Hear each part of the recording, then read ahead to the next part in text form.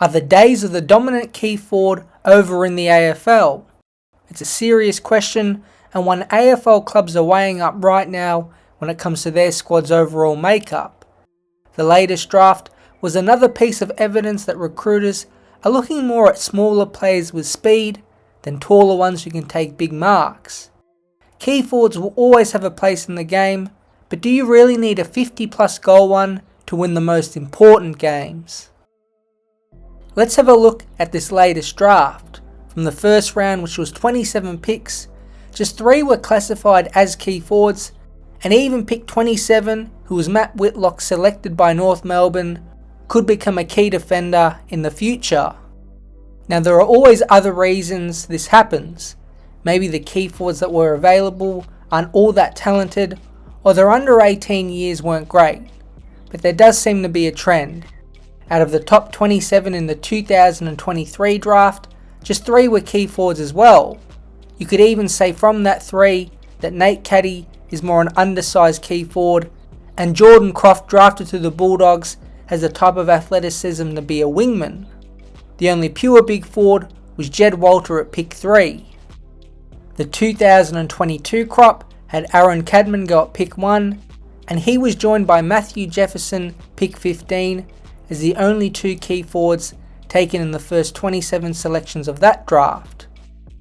These are just 3 draft years used as examples, but if you go through all of them to about 2015, you see the range of key forwards picked up inside 30 selections is around 3 to 5. This has quietly been a growing part of the past decade's drafts. One side in particular who has adopted this small over tall philosophy is GWS. They are drafting these small half forwards at a larger rate than anyone else. Adam Kingsley is from the Richmond Dynasty days, which we will get to soon, and ever since he has come in, the emphasis has been put on those zippy creative half forwards. Brent Daniels, Toby Bedford, Toby Green and Darcy Jones have been key members of the way the Giants want to play, and have all played career best football under Kingsley. Since 2022, which was Kingsley's first season as senior coach, the Giants have used 7 draft picks on small or half forwards. That is exactly half of their 14 picks that have been spread over the last 3 years. It's clear the Giants are putting their draft eggs in the creative small forward basket. There is a reason they are going so aggressive in picking up these types of players. 5 of the last 8 grand final winners have had game styles heavily dependent on the quality of their small forwards. Since 2017, only West Coast, Brisbane and Melbourne have differed. The Eagles and Lions of these sides were more mark and control teams who preferred to build up the ball in general play and then deliver it inside 50. They also had strong on-ball units that on average had a better clearance differential than their opponents. Melbourne in 2021 were incredibly strong defensively, being the number 1 intercept team, and had an especially destructive goal-kicking midfield.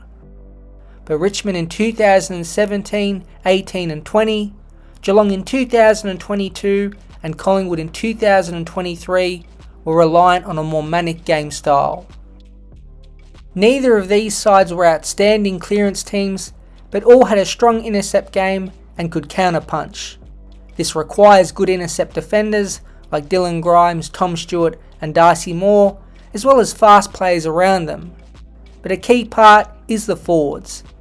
Richmond had the likes of Daniel Rioli, Kane Lambert, Shane Edwards, Dan Butler and Jason Castagna littered in their premiership teams. Geelong had Tyson Stengel, Brian Myers, Brad Close and Gary Rowan in 2022, and Collingwood the year after built around Bobby Hill, Beau McCreary, Jack Ginnivan and Jamie Elliott. Now all these combinations are a little different, but for the most part these teams had a mix of fast pressure players, incredibly smart and skilled players and natural goal sneaks. These small forward units were a big cog in the manic up and back transition styles these teams generally played. It seems like this is where the AFL is heading. In The Age, Melbourne's recruiting manager Jason Taylor told the paper, The speed of ball movement and speed of the game is becoming quite apparent. A lot of these plays are having a high impact at the right time of the year in finals. That was really apparent this year. Maybe that's something that we might see more of the smaller forwards, speedier types have a real impact, not only up forward, but pushing up further afield to open the game up.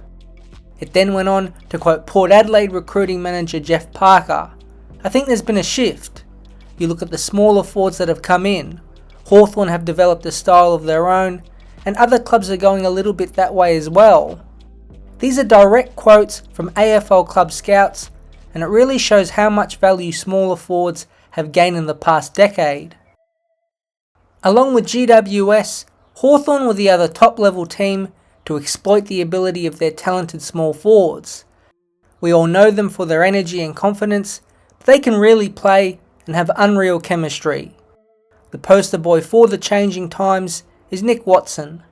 There is no way a decade ago a team would use pick 5 on a 170cm small forward, no matter how talented they were. After just one season, he looks like a perfect fit.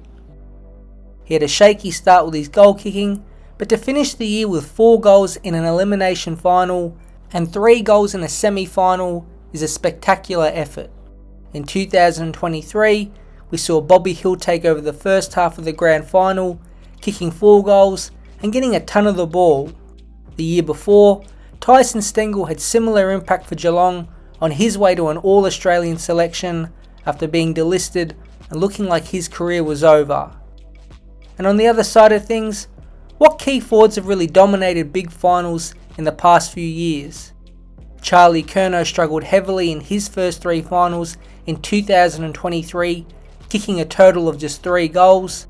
Jamari Ugle-Hagan, although still young, has yet to kick a goal in his 2 finals and gathered just 4 disposals against Hawthorn in 2024. Jeremy Cameron's time at Geelong in finals has been okay rather than full of dominant performances. His 4-goal qualifying final this year against Port Adelaide was by far his best finals effort in the hoops. A lot of the other marquee forwards like Nick Larkey, Tex Walker and Ben King haven't played many finals or are yet to play in one. Jesse Hogan kicked 8 goals in his 2 finals in 2024, which was great, and Joe Danaher's last 2 final series have been by far the best of all the key forwards. But clearly the days of Ablett Sr., Jason Dunstall and Tony Lockett are well behind.